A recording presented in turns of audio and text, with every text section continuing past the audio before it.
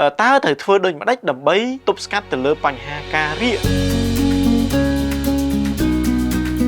បាទជំរាបសួរខ្ញុំបាទសុនបុទ្ធី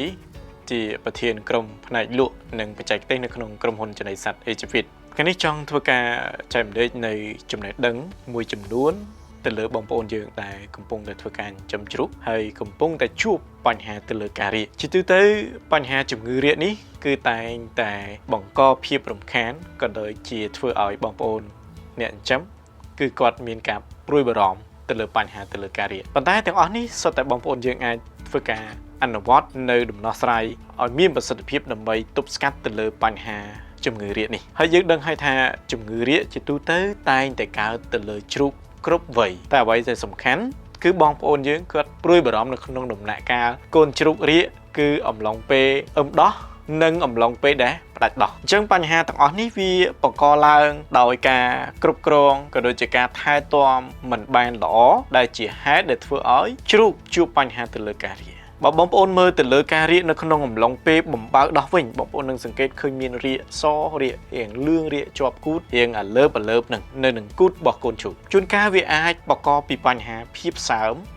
ទាំងអស់នេះហើយវាធ្វើឲ្យកូនជ្រូកគឺជួបបញ្ហាការរាកនៅក្នុងអំឡុងពេលហ្នឹងហើយក៏វាបង្កឡើងដោយពពួក E. coli ពពួក SEMO ជាដើមដែលធ្វើឲ្យកូនជ្រូកគឺជួបបញ្ហានៅក្នុងករណីការរាកតើត្រូវធ្វើដូចម្ដេចដើម្បីទប់ស្កាត់ទៅលើបញ្ហាការរាកនៅក្នុងអំឡុងពេលហ្នឹងជាពិសេសនៅពេលដែលកូនជ្រូកកើតមកគឺយើងត្រូវផ្ដល់នៅកន្លែងដែលមានភាពកក់ក្ដៅផ្ដល់កម្ដៅឲ្យបានគ្រប់គ្រាន់តាមតម្រូវការរបស់សត្វដែលវាត្រូវការហើយផ្ដល់នៅកន្លែងដែលស្ងួតល្អដើម្បីកុំឲ្យមានភាពសើមដែលជាហេតុដែលបង្កឲ្យកើតទៅពពួក E. coli ពពួកបាក់តេរីហ្នឹងដែលធ្វើឲ្យកូនជ្រូករាកយើងដឹងហើយថាកូនជ្រូកវាប្រឈមទៅនឹងបញ្ហាការរាកខ្លាំងមែនទែនគឺដោយសារអីដោយសារតែកាពះពោះវៀននៅក្នុងដំណាក់កាលនោះវានៅខ្ចីអញ្ចឹងវាអាចត្រូវជាមួយនឹងភាពសើមភាពខ្យល់ធ្វើឲ្យត្រជាក់ធ្វើឲ្យ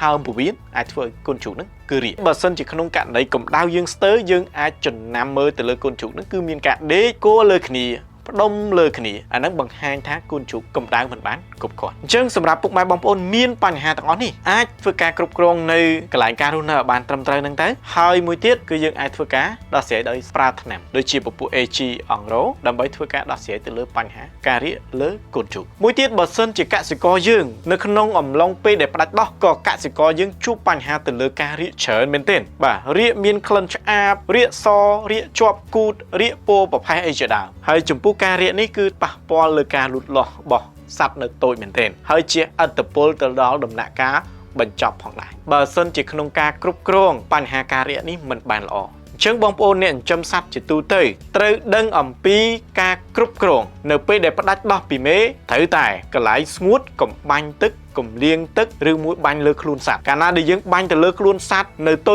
ចគឺវាប្រឈមទៅនឹងបញ្ហាការរាកជាបញ្ហាមួយដែលបងប្អូនយើងត្រូវតែគ្រប់គ្រងសំណើមនៅក្នុងទ្រុងឲ្យស្ងួតល្អទី2ពាក់ព័ន្ធនឹងការរាកដែលបង្កឡើងពីការស៊ីចំណីក្នុងករណីដែលយើងផ្ដល់ចំណីច្រើនលើសលប់ឬមួយក៏ការផ្ដល់ចំណីមិនបានល្អសល់ចំណីនៅក្នុងស្នូកក៏ជាហេតុបង្កឲ្យសត្វជួបបញ្ហាទៅលើការរាកដែរអញ្ចឹងជួនកាលរាកមកពីជំងឺពពួក E. coli ពពួក SEMO ជាដើមក៏ធ្វើឲ្យកូនជ្រូករបស់យើងក្នុងអំឡុងពេលផ្ដាច់ដោះហ្នឹងគឺជួបបញ្ហារាកដូចគ្នាដើម្បីគ្រប់គ្រងទៅលើបញ្ហានេះបានបងប្អូនត្រូវយល់ពីដំណាក់កាលនៃការលូតលាស់របស់សត្វហើយការថែទាំឲ្យបានត្រឹមត្រូវកន្លែងស្ងួតទឹកឧស្សាហ៍ផ្លាស់ប្ដូរជួនកាលវាអាចកើតចេញពីទឹកដែលបងប្អូនប្រើទឹកស្នូកអីក៏អាចជះឥទ្ធិពលលើការរាកដែរដើម្បីធ្វើការដោះស្រាយបញ្ហាទាំងអស់នេះបងប្អូនអាចប្រើដេចសាបូកជាមួយនឹង AG អង្រោដើម្បីធ្វើការដោះស្រាយបញ្ហាទាំងអស់ហ្នឹងនៅក្នុងទ្រុងទាំងអស់ហ្នឹងក៏បងប្អូនអាចប្រើប្រភេទថ្នាំពពួក AG Nicol ដែរដើម្បីធ្វើការលាយនៅក្នុងចំណីដើម្បីឲ្យអាផ្សេង